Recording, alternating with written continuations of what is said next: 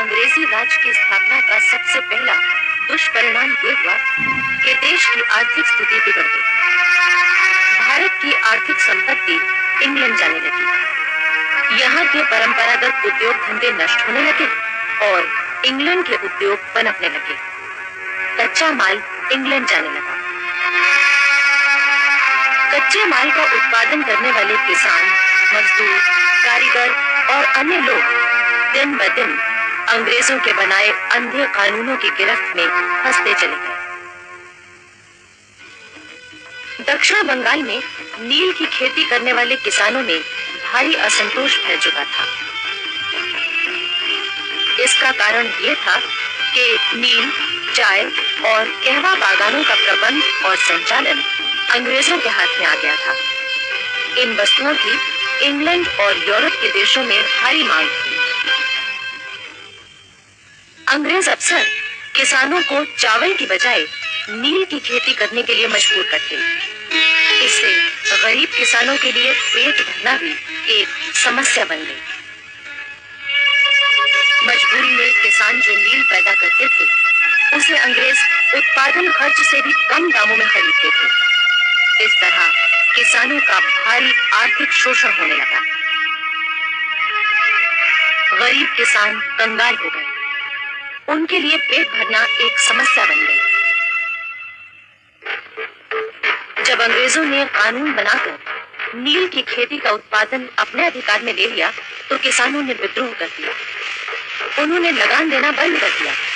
नील के कारखानों और गोदामों में आग लगा दी। इस विद्रोह को दबाने के लिए अंग्रेजों ने निहत्थे किसानों पर बहुत जुल्म ढाए। ये विद्रोह सन 1859 से 1861 तक चला। हालांकि इसके बाद जर्मनी से नील आने लगी थी और किसानों को मुक्ति मिल गई थी। सन 1872 और 1873 में पूर्वी बंगाल के ढाका, बकरगंज, पबना, बोगरा और अन्य कई जिलों के किसानों ने लगान न देने का आंदोलन शुरू कर दिया। ये आंदोलन भी अंग्रेजी राज की शोषण नीति के खिलाफ एक खुले विद्रोह के रूप में सामने आया। उधर सन 1879 में दक्षिण में गोदावरी एजेंसी के अंतर्गत आदिवासियों ने रमका और गोलकुंडा में अंग्रेजों के खिलाफ विद्रोह किया था। इस आदिवासी विद्रोह का नायक था चंद्रैया। विद्रोहियों ने 2 पुलिस थानों में आग लगा दी थी। इसके बाद चंद्रैया के नेतृत्व में वो आदिवासी चिंतूर गांव की ओर बढ़े। यहाँ पुलिस से उनकी जबरदस्त मुठभेड़ हुई। आखिर विद्रोही भाग निकले। अंग्रेजों ने उनका पीछा किया। घायल चंद्रैया को उनके साथी उठाकर सुरक्षित स्थान पर ले गए। 12 फरवरी 1880 को चंद्रैया की हत्या कर दी गई। उसके तमाम साथी पकड़े गए। सारे इलाके में पुलिस ने आदिवासी विद्रोहियों का दमन किया। सन 1870 में पूना की सार्वजनिक सभाओं में न्यायमूर्ति महादेव गोविंद रानाडे ने भारत की आर्थिक स्थिति और गरीबी, राष्ट्रीय व्यापार नीति और खर्चीले ब्रिटिश शासन पर 3 व्याख्यान दिए। कि आर्थिक स्थिति और गरीबी, राष्ट्रीय व्यापार नीति और खर्चीले ब्रिटिश शासन पर 3 व्याख्यान दिए।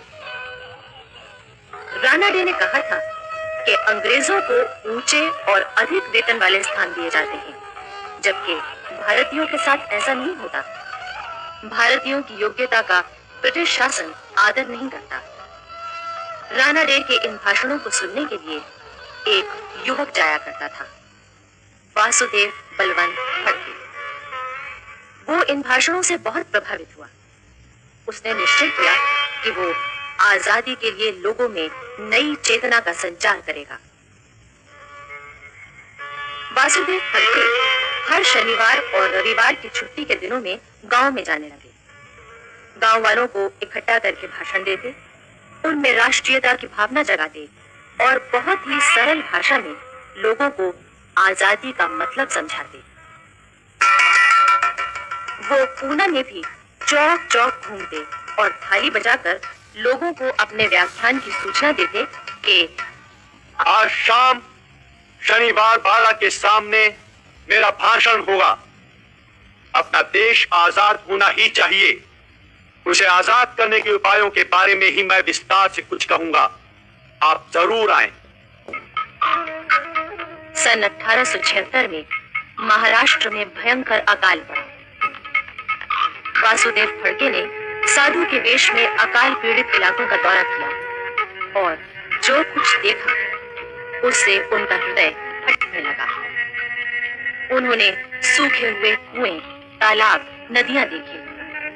पानी और राशन के अभाव में दम तोड़ते इंसानों को देखा। मवेशियों का तो और भी बुरा हाल था। उधर ब्रिटिश सरकार के प्रतिनिधि बनकर ईसाई मिशनरी के लोग मौके का फायदा उठा रहे थे।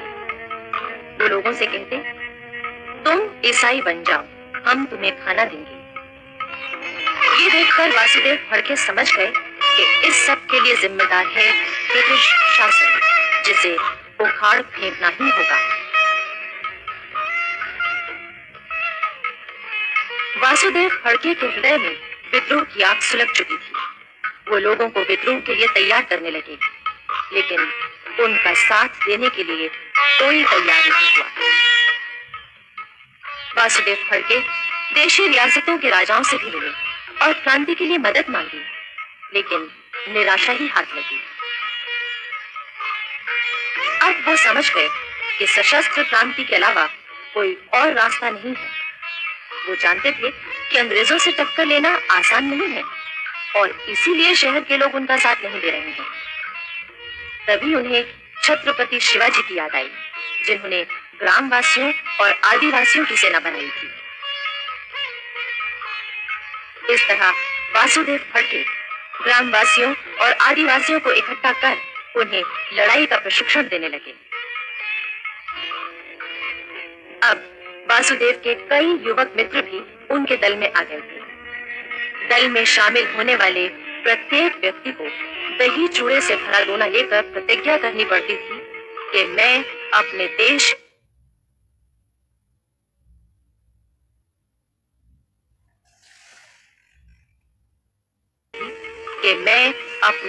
की आजादी के लिए अपना सब कुछ न्योछावर कर दूंगा।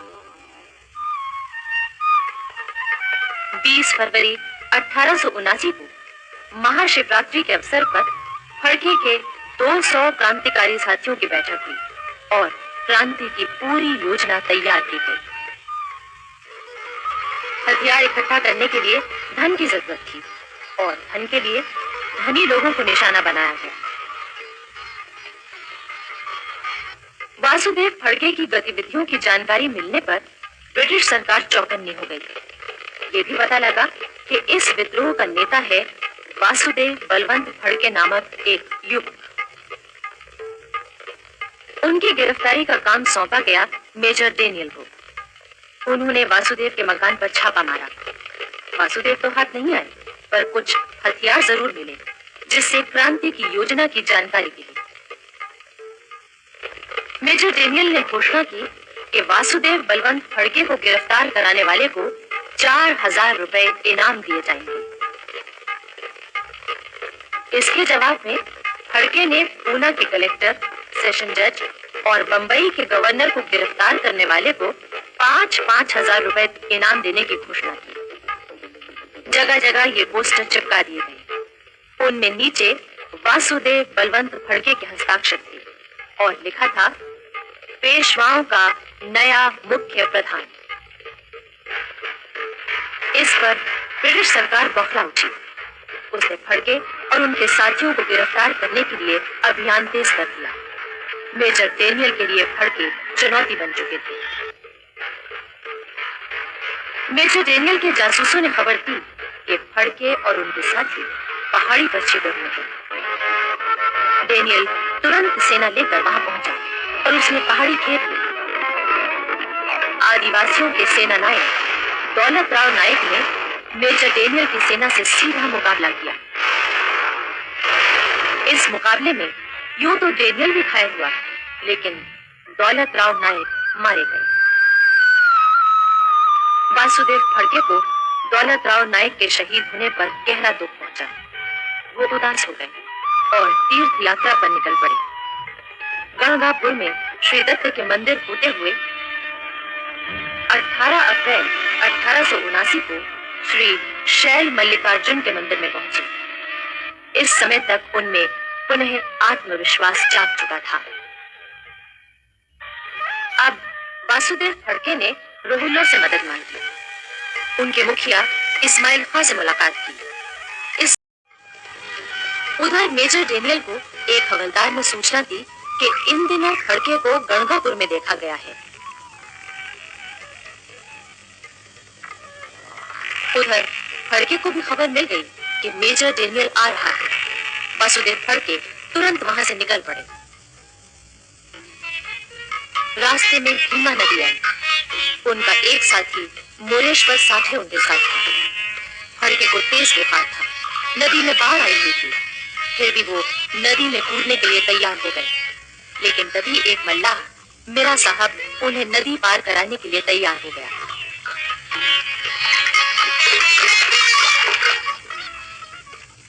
नदी पार करने के बाद तेज बुखार की हालत में ही वासुदेव 3 दिन तक लगातार भागते रहे और पुलिस से बचते रहे। आखिर वो बीजापुर जिले के देवनारगुड़ी गांव के एक बौद्ध मंदिर में ठहर गए।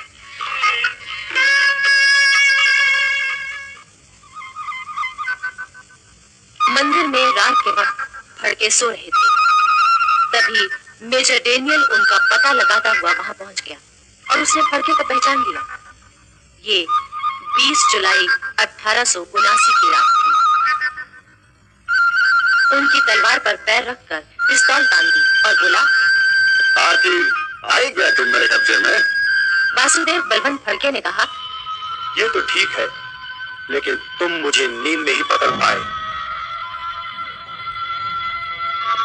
पूना की अदालत दर्शकों से खचाखच भरी हुई थी।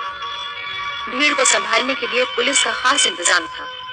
फिर भी हर व्यक्ति इस महान देशभक्त और क्रांतिकारी के एक बार दर्शन करने के लिए बेचैन था। अदालत में उन पर राजद्रोह का मुकदमा चलाया गया।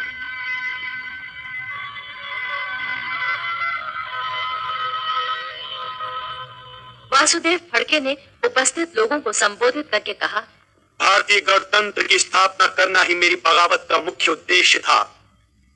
मुझे उसमें सफलता नहीं मिल पाई, लेकिन परमपिता परमेश्वर जानता है कि मैंने जो कुछ भी किया जनहित में ही किया।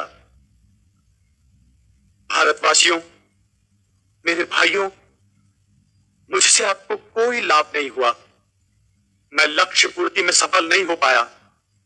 हो सके तो मुझे माफ कर दीजिए। इसके बाद अदालत ने अपना फैसला सुनाया और उन्हें आजन्म कारावास की सजा दी। फैसला सुनकर फड़के ने कहा, दोस्तों, इतनी कड़ी सजा हम लोगों को मिली तो है, लेकिन भारत के इतिहास में हमारा नाम अमर हो जाएगा।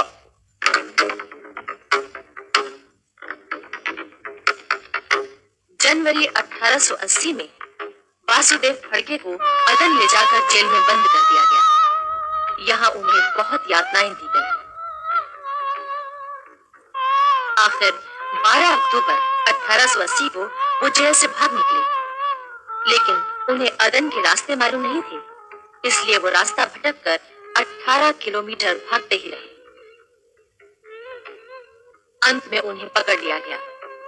फड़के दोबारा न भाग पाए, इसके लिए उनके पैरों में बेड़ियां डाल दी गई और उनको और ज्यादा सताया जाने लगा।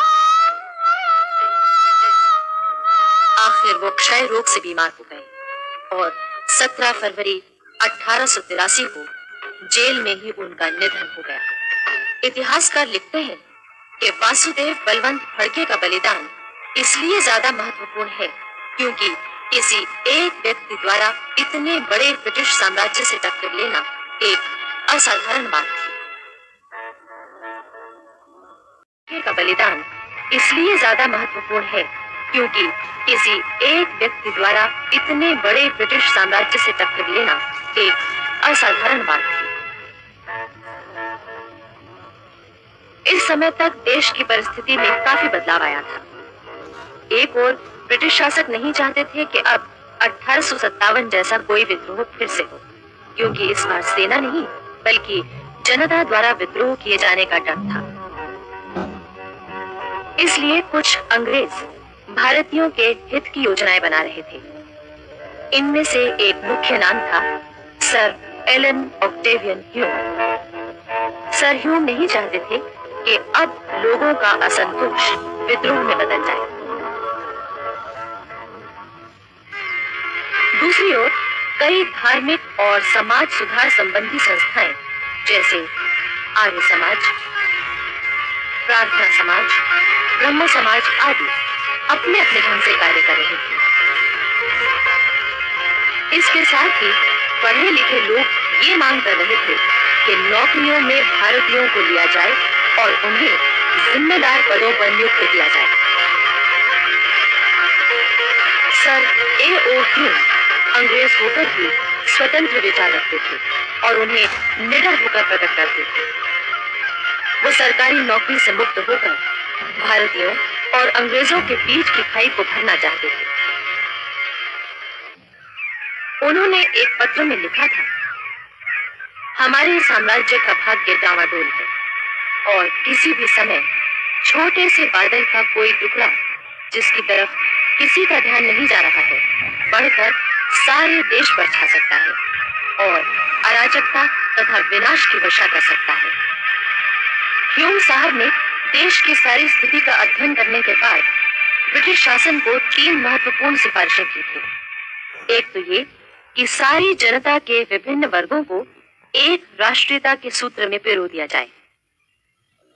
दूसरी ये कि सभी क्षेत्रों में यानी आध्यात्मिक, नैतिक, सामाजिक, राजनैतिक क्षेत्रों में राष्ट्र को फिर से उन्नत बनाया जाए। और तीसरे ये कि भारत और इंग्लैंड के बीच संबंधों को अच्छा बनाया जाए। सर ह्यूम के विचारों का स्वागत सभी ने किया और ये जरूरत महसूस की जाने लगी कि एक ऐसी संस्था का निर्माण होना चाहिए जो भारतीयों के हितों की बातों पर विचार करे। सन 1884 में ह्यूम साहब ने अपने तीनों विचारों को लेकर भारतीय नेताओं से बातचीत की और इंडियन नेशनल यूनियन की योजना सामने रखी। इसका उद्देश्य था वैधानिक उपायों द्वारा अपने हक की मांग